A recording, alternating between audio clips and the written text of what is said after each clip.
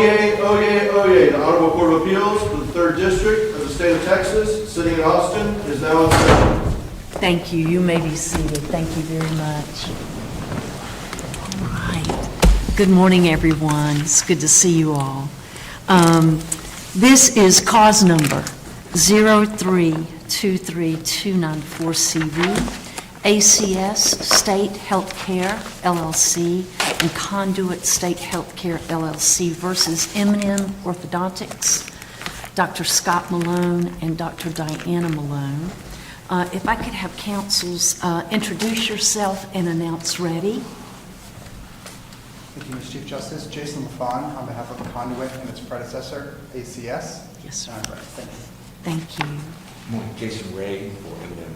All right, thank you very much. Councils, as you may be aware, today we are live broadcasting this on YouTube, so your friends and family can be watching today, as well as it will be preserved for later today, and also the audio will be on the court's website. As you know, we have the appellant will open with 15 minutes, and then the appellee will have 20 minutes for their case, and then I understand the appellants are choosing to reserve 5 minutes for rebuttal. We've got our timing system that is incredibly high-tech, with the green meaning you've got a green light to talk, yellow meaning you have 2 minutes left to start wrapping up your thoughts, and of course red at the conclusion. Certainly if my colleagues and I have questions of you, we may exceed that time, certainly, and we've got Justice Smith and Justice Theophanis here looking forward to this presentation, but more importantly, you have a live audience here with a group of scouts that we are hosting here in our presence, getting their merit badge, and I thought Justice Smith kind of identified it well. I'm not sure that they are concerned about Medicaid and whether there's agency or contractor status, but they are concerned about a badge, and it may just simply be learning how to be patient and be quiet badge. That may be what their badge really is today, but we are honored to have them with us and seeing the system of justice live and in action. So it's our pleasure to host them today. So make it good, no pressure at all, but this had better be more entertaining than usual, okay? And with that, I'll turn it over to Mr. LaFond. Yes, sir, you may proceed, counsel.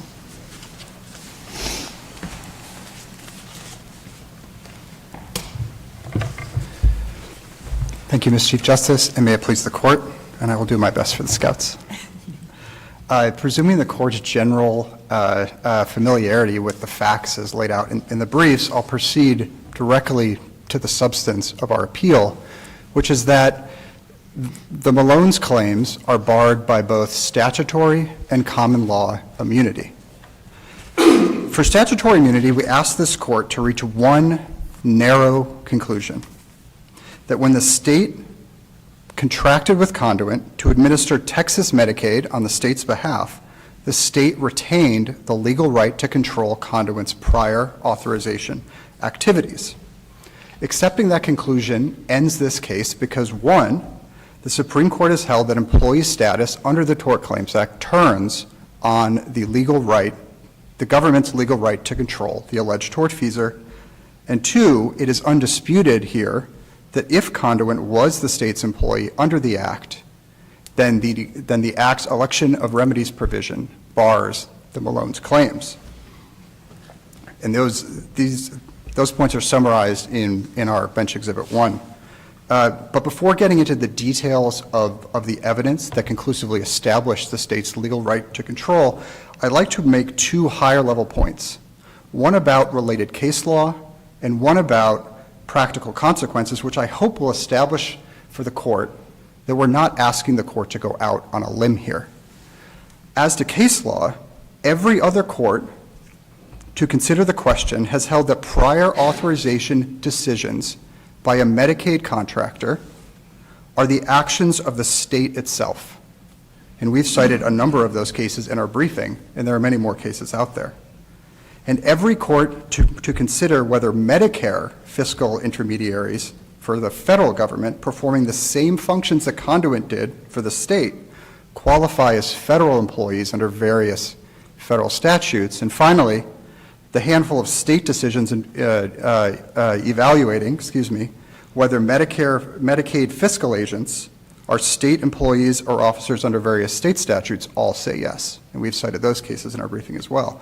With regard to the case law, can you point us to a case where the election of remedies section has been applied to a business entity as opposed to an individual person? Yes, Your Honor, I do believe there is a 14th court case involving a law firm in which the agent, that it was held to be an agent under the Tort Claims Act. That is, it's Ross v. Leinberger, Goggin, Belair, and Sampson. It's the first court, 333 SW 3rd, 736. And there's certainly nothing in the statute that precludes a private business from being the state's agent and from the state exercising the legal right to control a private agency. About practical consequences, if this court were to hold that the state did not control its Medicaid fiscal agent, it would be saying that the state has violated and continues to violate federal law, which allows only HHSC to exercise discretion in the administration of Medicaid. And that would potentially call into question billions of dollars in federal funding. And so I think from these points, what it shows is that one would expect the state to have the legal right to control Conduent in its administration of Texas Medicaid, and especially its prior authorizations. Medicaid is a government benefits program, and it accounts for 1/3 of the state's budget every year. The idea that Conduent was on its own and allowed to operate on its own simply doesn't make sense here. Counsel, outside the agreement, where in the record does it demonstrate that the state actually, in fact, treated Conduent as an employee rather than a contractor? Not that the contract says the word contractor in some places and agent in another, but that they actually treated Conduent as an employee for the purposes of prior authorization. Sure. So I think first we have to get to what employee means, and as the Supreme Court has said, employee under the Act. This is a statutorily defined term, so we have to go with the definition in the statute, and what the court said in Merck v. Scheel, and what the plain text of the statute means is that the employee status turns on the legal right to control. And so the first place, when you have a contractual relationship, and there's nothing about being a contractor that takes you out of the statute. Indeed, traditionally, employee relationships were by contract. And there's a 14th court case, Lenoir, it is, and it's cited in our briefing, in which a statute labeled a doctor a contractor under various terms, and the plaintiff there argued, well, look, it says contractor. And the court there said, yeah, but that's not the same as an independent contractor.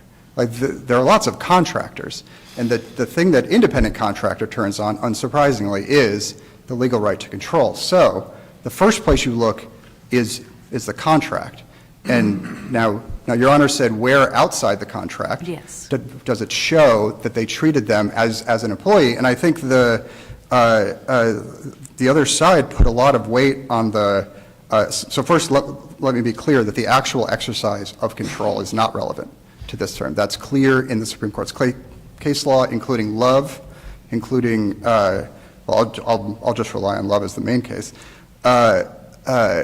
the other side here cited the deposition of a former employee of the health insuring agent so the state switched from a health insuring agent to a fiscal agent at the same time that it was switching from NHIC to Conduent, and then she went on to work for HHSC. She testifies to, and there's documentary evidence in the record of multiple meetings between HHSC and Conduent, specifically about prior authorization. She also testifies that she had badge access to Conduent, and the contract provides that Conduent has to provide offices in its building for HHSC staff. And there's evidence about a 2008 meeting in which some concerns are brought up about prior authorization. And the state is saying to Conduent, let's think if we can become more strict about how we're doing this. So what does Conduent have to do? It has to fill out a form and make a proposal to HHSC to allow it to do this, because it's going to require HHSC to grant more FTEs, to get more doctors in, and ultimately HHSC says, yeah, I think we're going to do that, and then later on it changes its mind.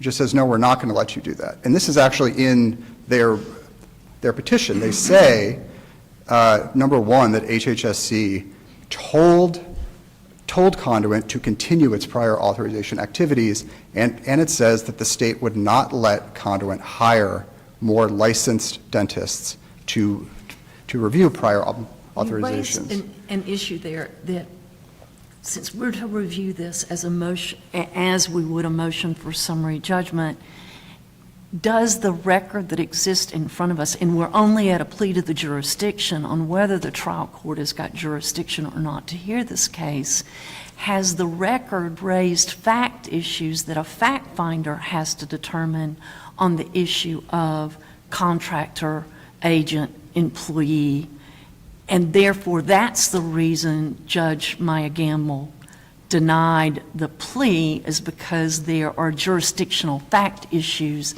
that a fact finder must decide. Yeah, we submit that there are not. The Supreme Court precedent is clear that when there's a contract, that contract controls. And the Supreme Court is also clear that, and so. Is that the Love case? I apologize, counsel. Sorry, Is that the Love yes, case? yes. Okay, That's Love, and there are various cases that cite Love. It's also Volkswagen. I mean, Volkswagen is the most recent case that looks at the contract. And also in Volkswagen, there was the parties there tried to disclaim agency, and I'll just bring that point up because the sort of back and forth about, well, it says independent contractor here and agent there, the court can put that aside if it wants, because what the cases say is you are looking at what the contract labels them as and what the contract terms provide as far as control.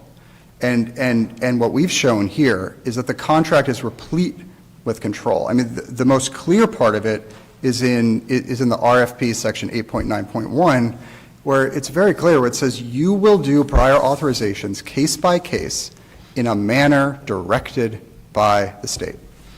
And in that same 8.9 subsection, it says that the state is going to monitor you in your compliance. And so if we go back to Merck, and then there are appeals where HHSC in a fair hearing can say, no, you got the prior authorization wrong. And then there's also the Texas Medicaid Fraud Act, Fraud Prevention Act, and OIG, which can go back and say, yeah, this was prior authorized, but like they said with the Malones, it was prior authorized because they defrauded Conduent and the state by making false representations on their forms, so they have veto. And if we go back to Merck, Merck was a neurosurgeon who obviously had a lot of freedom in how he treated patients under his care. And the plaintiff there said that freedom meant that he was not an employee under the act. And Merck said, no, the most important things are you subject to regimens prescribed by the state? Are you subject to supervision and review by the state? And are you subject in some instances to veto by the state. And those three elements are covered by the contract and established by the contract in multiple ways and multiple points, as we've established in our briefing. How do you distinguish yourself and your actions from GTEC? Because it seems like, and I know GTEC didn't raise Tort Claims Act. Yep. So you got that. And I'm assuming that if we go with you on the Tort Claims Act, we don't have to even deal with the second. I'd like an answer to that.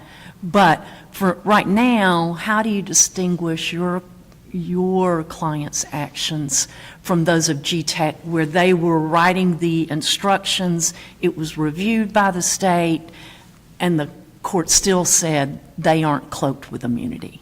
Well, so first there's sovereign immunity and then statutory immunity. And so in GTEC, the court said even under the test that you're proposing, you don't succeed because that test means you have no discretion. And so that sort of makes sense in a sort of manufacturing part where it's like the state gives you the instructions of how to manufacture it and you manufacture it. As Merck tells you, independent discretion does not get you out of employee status. Indeed, every state employee has discretion in how he or she does her job on a day-to-day basis. Again, Merck was a neurosurgeon, like lots of discretion in treating a patient.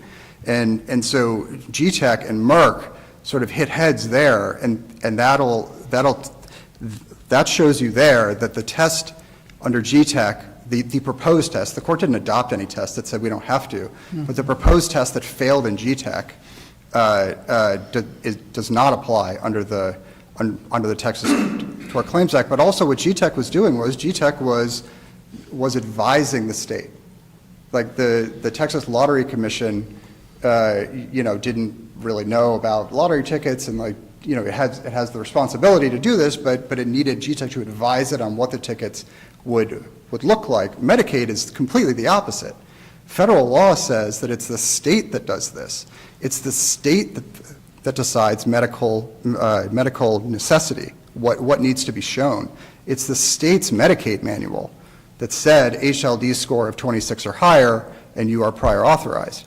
It is the state that has to establish these utilization review things to keep people from accessing the Medicaid system and taking money away from other people, limited to certain forms of care. This is the top-down state to conduit, unlike GTEC, which was GTEC advising the state. But we do win on either point, Your Honor. And so whether or not this court wants to reach one or both is up to the court. Can I interject? Sure, real fast? please. And this might be something that the Chief, a question she had just a second ago, but I mean, is there a difference between having the ability to, as you said, the state has the right to do all this stuff, having the state have that ability to do that and then failing to do that? Does that make a difference if the state says, well, we have the ability to do this, but then the record maybe shows that maybe they didn't do that, or they kind of turned a blind eye or something? Does that have any bearing on any of this? No, Your Honor. I think the law and Supreme Court precedent is crystal clear on this, that the actual exercise of control is not relevant. And if you think about what's going on with the Tort Claims Act, it's a vicarious liability statute. And so you wouldn't expect the fact that the government unit lets the person do whatever they want get the government unit out of liability, because then the person is not an employee. So what the law has always been is that if you have the legal right to control, if you're not exercising it, that's a problem, and you're still going to be held liable for it. The whole point is, because you are going to face liability, you will exercise your legal right to control. And so the actual exercise does not matter under the test here. It says legal right to control, not exercise of control. Counsel, does the contracted issue here, though, contain a provision that ACS is responsible for its own negligence and intentional misconduct? Yes, it does, Your Honor, and I would say that if anything, that shows that the state recognized that there was a possibility of vicarious liability here, because there are various points in which Conduent is acting as its agent. Of course, if Conduent was totally independent, the state doesn't have to worry about liability. You know, the other point of that is that contracts include lots of things to make very sure that things are not happening. And so, you know, I think no matter what the contract says, the state's going to say, you know, we're not taking on liability here, because that's just a smart thing to do when you're contracting. I don't think there's any independent substance to that, especially when you have the more specific and on-point terms that are talking about prior authorization and talking about the legal right to control. The other side has brought up those provisions when it comes to sovereign immunity, saying there's no threat to the public fisc here. Of course, we never argued there is. And just quickly, our argument on that has always been separation of powers, which is an independent purpose and an independent holding of Nettles, in which I see my time's up, so I won't go into that. But thank you, Your Honor. I look forward to further questions in rebuttal. Thank you so much, Mr. LaFond. And let's hear from the appellees, Mr. Ray.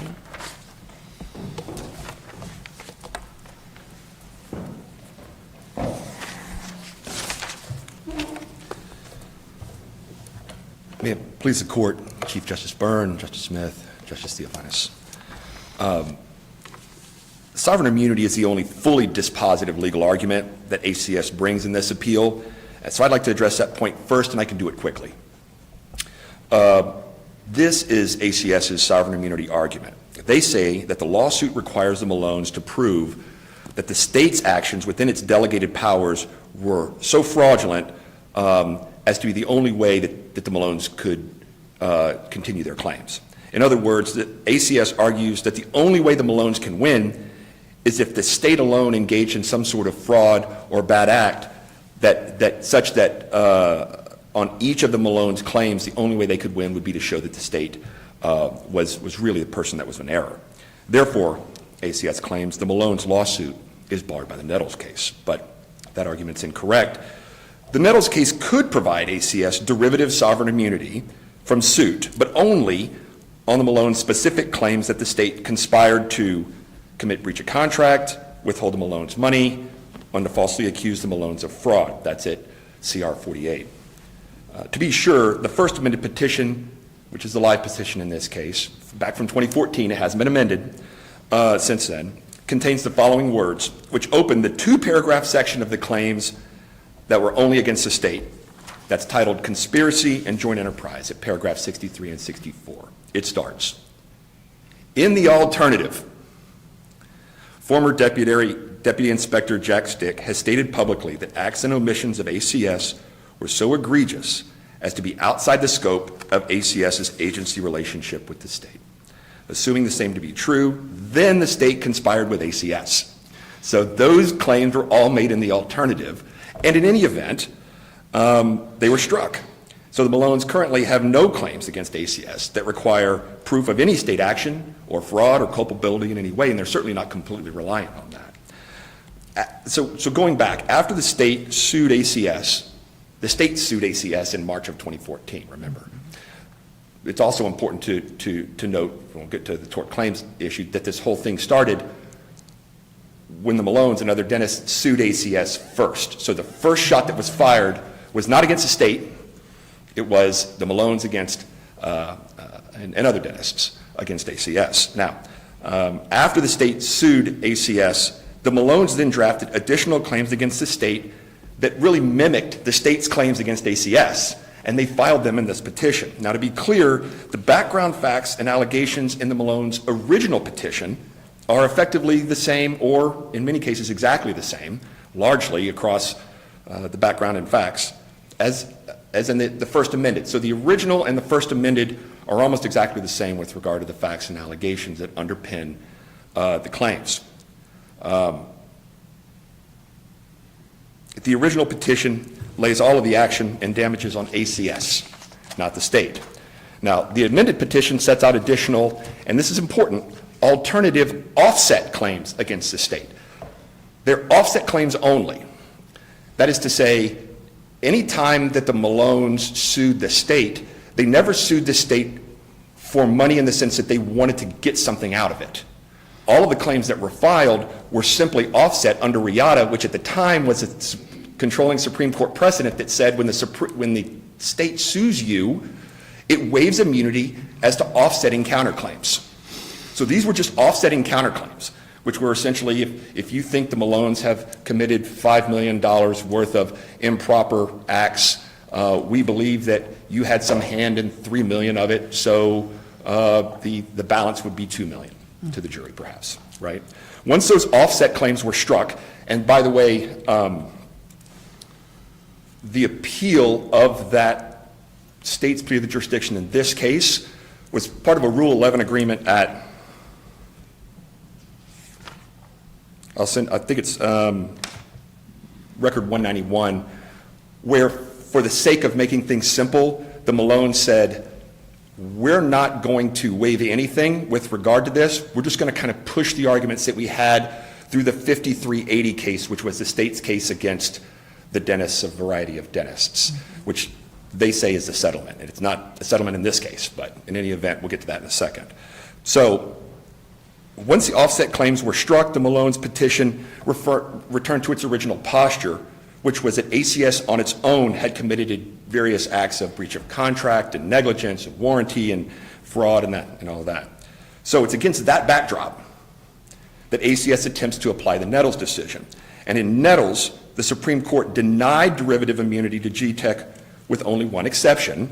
It extended derivative sovereign immunity to G-Tech for claims that were, this is important, wholly derivative of an alleged underlying fraud by the Commission alone. Boy, those two words, wholly derivative and alone, are important because the Supreme Court struck one of the plaintiff's claims in Nettles. In restating it, it said, Nettles could, quote, prevail on her conspiracy and aiding and abetting theories against G-Tech only by proving that the Commission's actions within its delegated powers were fraudulent. Therefore, only if what the Commission had done in G-Tech was fraud could Nettles have won on her conspiracy claims. So that fact scenario is nothing like what the Malones have alleged against ACS in this case. The First Amendment petition alleges that ACS committed common law fraud and breach of warranty and breach of contract and negligence without any help from the state. But even if the state wasn't perfect, and this gets to an issue that was kind of raised, and did they or did they not do a good job of overseeing this? And I think should this matter continue, that there'll be plenty of evidence that part of the reason that ACS settled with the state for the largest Medicaid settlement of $230-something or $40-something million was because the state was on the hook to the feds for losing control of the prior authorization process. The idea that the other side would say it's impossible to say that the state lost control of this is belied by the actual facts, by the news, that the reason that the state needed to go get money from ACS was because the state was subject to 2 federal audits that said they had lost control and that they had in fact allowed something that although counsel would say, hey, the law says that the state can't delegate this stuff. So therefore, they couldn't have delegated it. Well, the law says it, but the fact is, the feds seem to think the state lost control. And that will come out should this case be remanded for further issues related to that. Otherwise, I think that won't be an issue with regard to the Tort Claims Act. But we need to remember what Nettles really stands for, and it actually denied immunity for G-Tech and allowed the claims against G-Tech to go forward on all claims that were attributable to G-Tech. And that's all that the Malones are asking for in this case, is that the claims attributable to ACS be allowed to proceed. So in that case, the court should affirm the trial court's judgment on ACS's second issue. So ACS's first point of error argues that the Tort Claims Act bars the Malones' lawsuit. And Before we get there, Yes, ma'am. In Conduit's reply brief on that second issue, one of the things that they argue is that nowhere in your briefing do you distinguish your case at all from the Harris County case, the Merck case, or the Love case. And they're arguing that those are relevant to the sovereign immunity issue in that regard. Is there any response that you have to their argument that, you know, there's a hole in your briefing as it relates to those cases related to control and oversight? Well, it's common that, in looking back at my previous work, I find holes in it. And that's no, same thing here as well. But the idea that Volkswagen, I believe, it was my reading that Volkswagen, the Love, and the Merck case all dealt with agency issues and all dealt with master-servant relationships. So I'm not sure that they were really relevant to the sovereign immunity issue, but I think I had planned on addressing them with regard to the, and I'll address them Tort now. Claims Act? Yes, All right, ma'am. certainly. First, Volkswagen is in a Texas Tort Claims Act case. And while it is a newer case, its fact pattern and holding are so distinct that it can hardly be considered helpful in resolving whether ACS provided facts to support its claim that it operated as an agent of the state. Chief Justice Byrne, I think you drew an important point, and that is what the contract says and what it meant and how it played out, whether it is important. And I don't think that there's a factual basis here upon which this court could reverse the summary judgment, essentially that the trial court entered with regard to ACS's claims. Now, whether or not, and I did some research, but I couldn't find anything that would equate the agency relationship in a Texas Tort Claims Act case and whether or not it's the same as a sovereign immunity umbrella. I couldn't find anything that actually put those two together in a way that would be helpful to the court. But I will tell you that the Love case is so old that I think it even predates the Texas Tort Claims Act, 64. Is that the 64 case? Yeah. And in any event, its holding doesn't conflict with Olivares, which we believe is the case, the only case that this court needs to look at. Love holds, quote, in a contractual agency, vicarious liability is founded upon the status created by the agreement. And as you'll see when I get to the argument, the agreement is pretty straightforward when it says ACS is not an agent and they're not an employee in the story. It says it a couple of different times.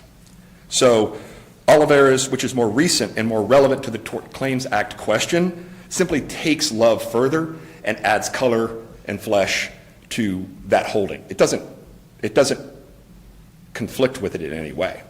But because Olivares is newer and because it deals with the Tort Claims Act case specifically, we think that it controls. Merck is equally unhelpful to the specific question posed in this appeal, and we don't argue with Merck. It simply stands for the idea that a person, quote, who exercises independent judgment in treating patients can be an employee of a governmental unit within the Tort Claims Act. Well, that's fine, but we're not talking about somebody just putting together independent judgment being an employee. We think that the analysis stops at the contract. But if you're going to look past the plain language of the contract that says, under no circumstances is ACS an employee or an agent, then you really need to open it up. That's a real fact-intensive scenario, one that includes what does it say, what do those words mean, right? Because sometimes the plain language of a particularly this 100 or even 1,000-page contract with the RFP attached, it can look like there are several points that conflict with each other. And so why were they written that way, and what does that mean? Well, the testimony that we entered as part of our motion for summary judgment and also as part of the response to the state's plea of the jurisdiction was to show that there are fact issues at play here about what was and was not the reality regarding what the contract said, what it meant, and how it was executed. So to the extent that there are disputed fact questions, I think that would preclude this court from doing anything that would overturn essentially the summary judgment of the trial court. But that's with regard to those three cases, Your Honor. The sentence that I Is it, may I ask this question on conduit? Is it possible that conduit, because you have to admit that in the contract, it does use words kind of using agency or fiscal agent, and it uses the word contractor. They're in the many hundreds of pages. And I know which paragraph you're relying on as it relates to, no way, no how, are they anything other than a contractor? But is it your position that conduit can be, in some of its aspects of work for the state, both an employee, an agent in some functions, and a contractor in others? I don't know, because all I really care about is their prior authorization matters, whether or not they actually are an employee for other pieces. Writ large, for administrative stuff like writing checks, if they are for that, doesn't really matter. All that matters to the Malones is whether or not they would fit under a tort claims exception for the purposes of whether or not they would be an employee or agent, right? For that particular purpose. Now, and that's something that that ACS has made a point of, and that is there's some sort of use of the term agent in the Malones petition that is dispositive or an admission. But the truth is, the Malones use the term agent the same way the state used the term agent in the contract. And that is to say that they could be the person who was in charge of something. Whether or not they were in control of it or not might be a fact issue, and ultimately whether the state could control that or should have controlled that might be a fact issue. But that's not an admission of in any way that would bind this court. The same way that, and here's the issue. This is what was expressly provided for in the contract, and whether the state exercised control over that are fact questions. But I would submit to you that the simple use of the term agent in the contract can't be enough to create an agency relationship, even if the contract says, I think in one part it's the RFP that actually says that. The ACS will be considered the administrative agent or perhaps the fiscal agent for the state. Well, that can't be enough. What does that mean? And how deeply does that go? Those are all fact questions that I don't think, especially in a multi-hundred or even 1,000-page contract, which actually is not one document, it's several documents. It's an RFP that's then superseded by an overriding contract, where the contract says, oh, to the extent this contract conflicts with the RFP, the contract controls. So you've got all sorts of different issues related to, and by the way, it's in the contract where the statement is conduit is not an agent or an employee, even though the RFP uses the term administrative agent. So if there's a conflict, it would be the later in time document and the master document that we would say would control.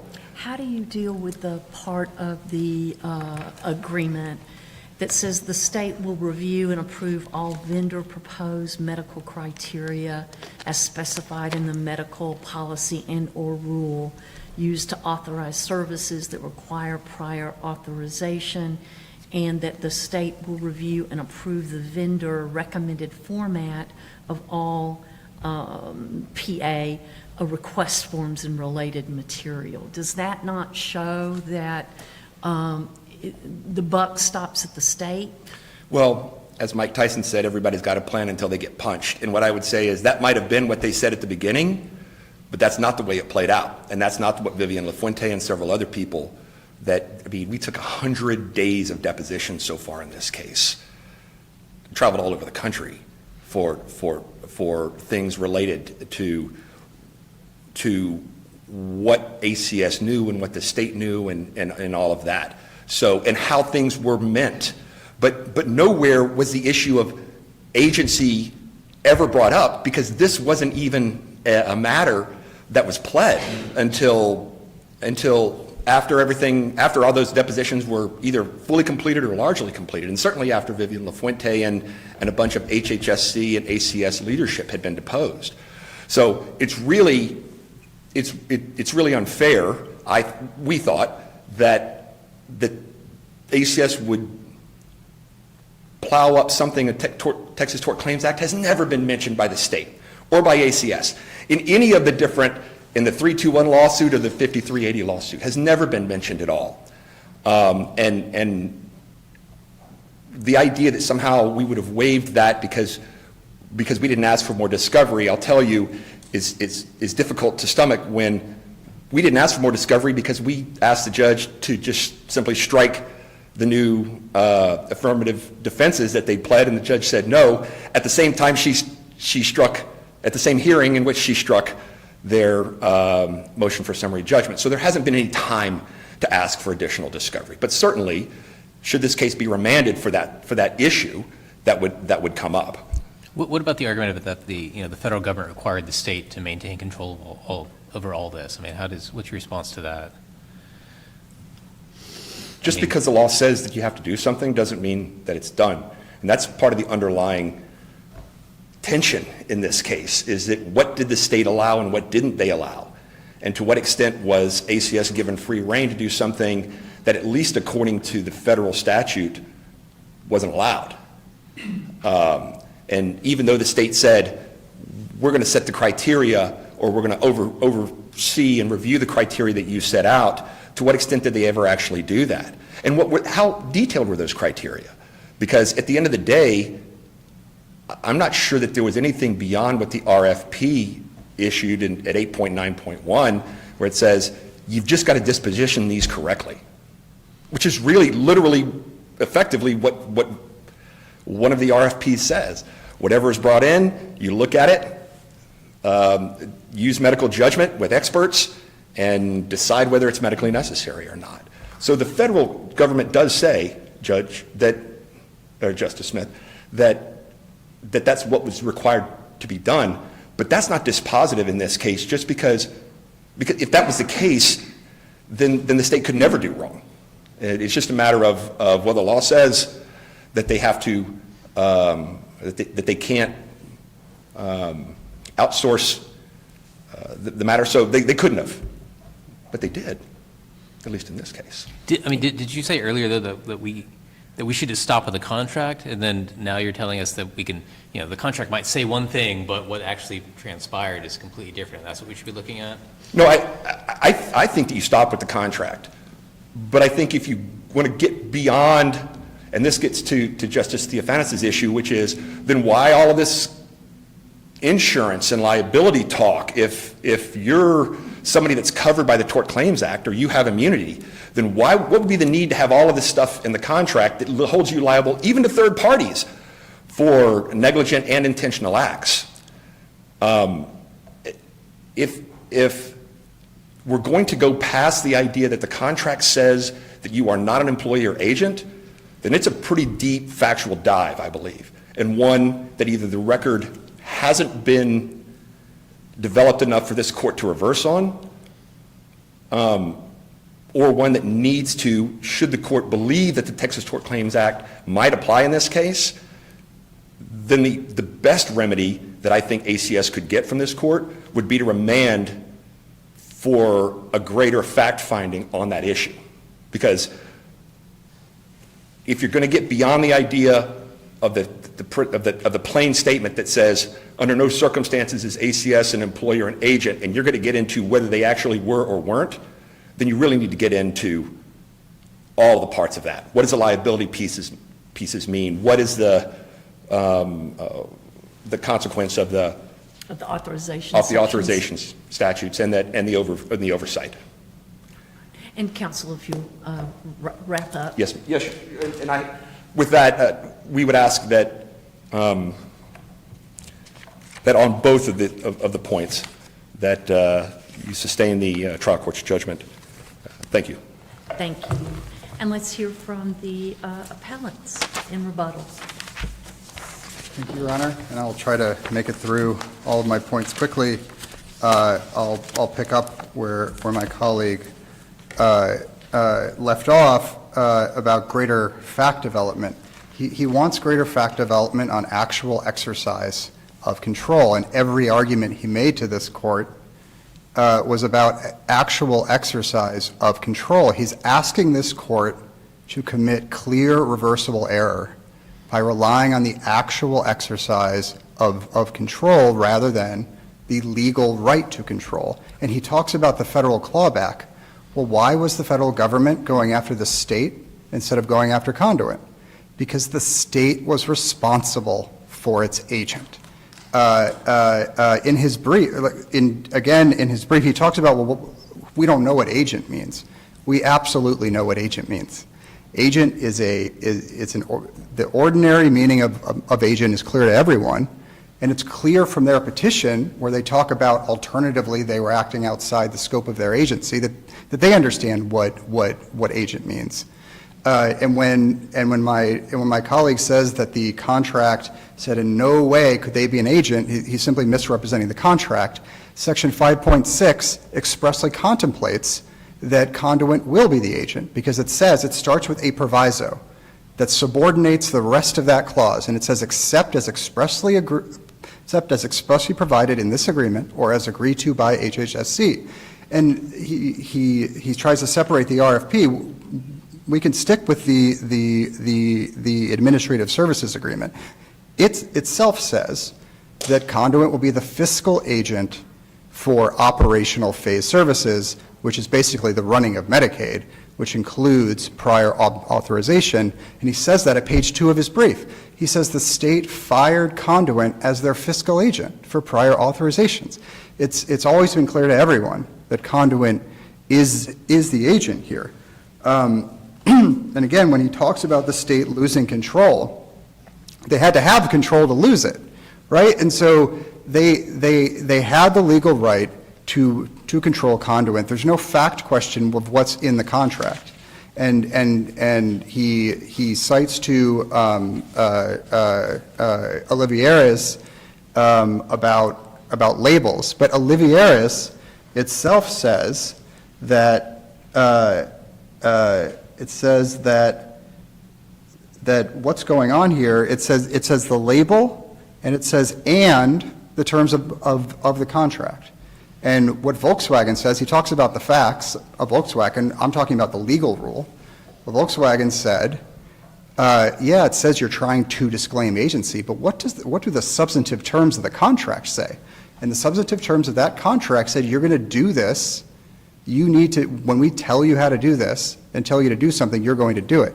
And that was enough under Volkswagen. So there can't be any fact issues here. The contract is clear, and the actual exercise of control simply does not matter. And if I could spend a little bit of time on sovereign immunity, there are two holdings in Nettles, and one is the one that matters here is about a theory that depends on fraudulent conduct by the state in that you have to override the substance of what the state did. Now, the state's choice, so they say that this has nothing to do with the state. I would ask the court to look at paragraph 69 of their... Sorry, something went wrong. I do apologize Please try for again. that. That's my fault for using, Happens to all of us. for using technology. I would ask the court to look to paragraph 69 of their complaint, in which their entire theory of damages is not from anything Conduent did. It's from the state's choice to bring enforcement actions against them. So their claims against Conduent are derivative of what the states did. And any trial in this case is necessarily going to turn on why the state did that. Because if it was its independent judgment, then that's a superseding cause that will break the chain of causation, and they cannot succeed. They can only succeed by showing that the state's enforcement decision was of one event with Conduent's alleged misconduct. And the way they do that, the reason they haven't changed their complaint over a decade is because these are strategic allegations. They've kept these allegations in, and they are stuck with their pleaded theory, and their allegation is is that this was all part of the state protecting conduit. And they talk about how they've got claims that are separated. I'm talking about their general factual allegations that they incorporate into every single claim in their case. And that's why this case falls under Nettles as well. If there are no further questions, we would ask the court to reverse. Thank you. Thank you very much. And thank you both for well-briefed and interesting argument on this important issue. The court will stand in recess and the case will be submitted. Thank you.